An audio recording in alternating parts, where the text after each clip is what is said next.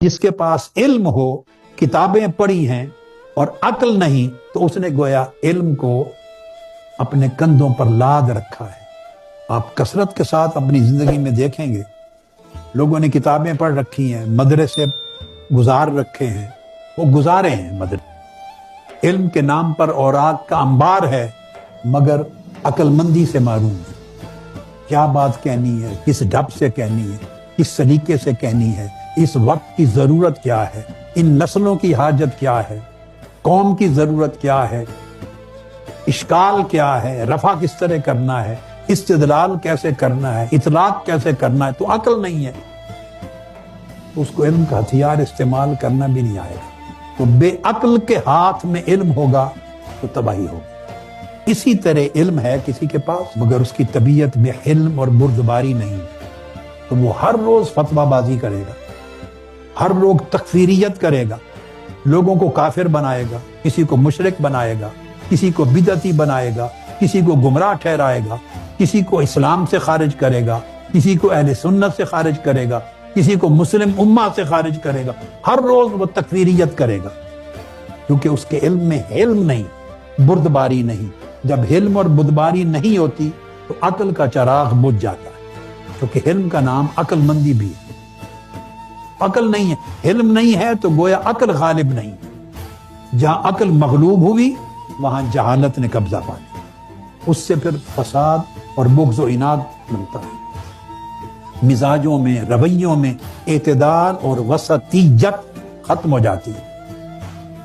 اور اس دور میں سب سے زیادہ مشکل کام لوگوں کو دین کی طرف بلانا اور راہ اعتدال پہ چلانا ہے۔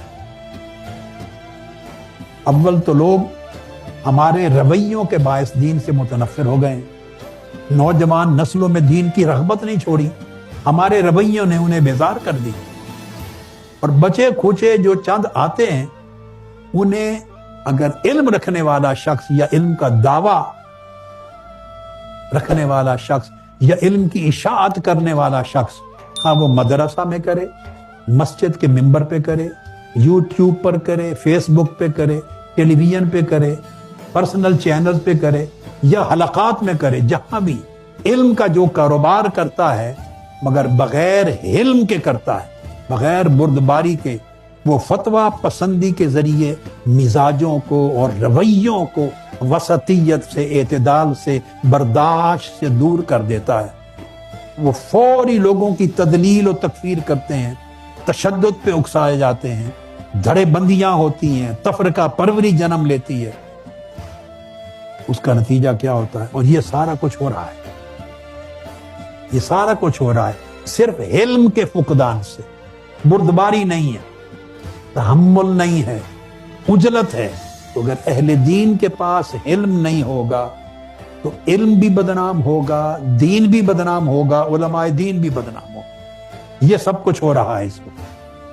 اس طرح علم ہو اور اس کے پاس تقوی اور خدا خوفی نہ ہو تو وہ علم فتنہ بن جاتا ہے۔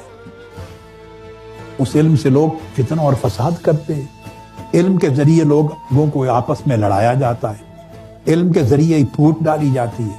ایک تو ہے نا جہالت کے ذریعے پھوٹ ڈالنا، وہ پھوٹ، وہ نقصان، وہ تفرقہ تھوڑا نقصان دینے والا تفرقہ ہے، مگر علم کے ذریعے پھوٹ ڈالنا پوری امت کو ٹکڑے کر دے، زندگیوں کو برباد کر دینا۔